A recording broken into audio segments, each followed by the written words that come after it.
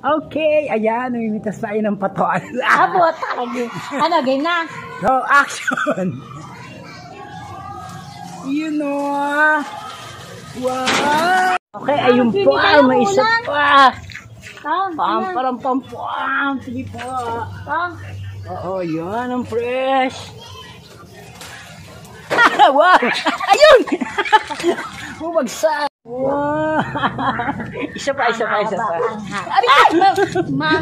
Patola fresh! Pagbilan nga po ng sardinas. Gusto ka? Mayroon kasi bang medyo may kano siya. Ang kaba? Medyo may kamahalan siya. Yung plastic.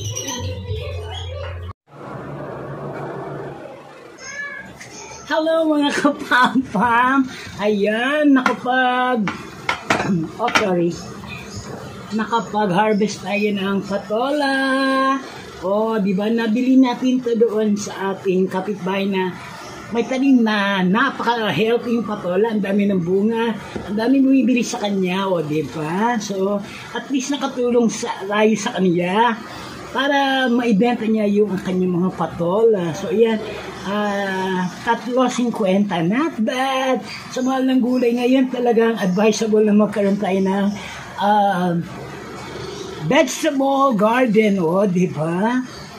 O, at saka ang healthy, at saka ang kagandaan nito, fresh na fresh. Naku, manamis ito. Talagyan natin ng sardinas. See you later, guys. Medyo cook muna ako ng aking pang lunch. O, di ba?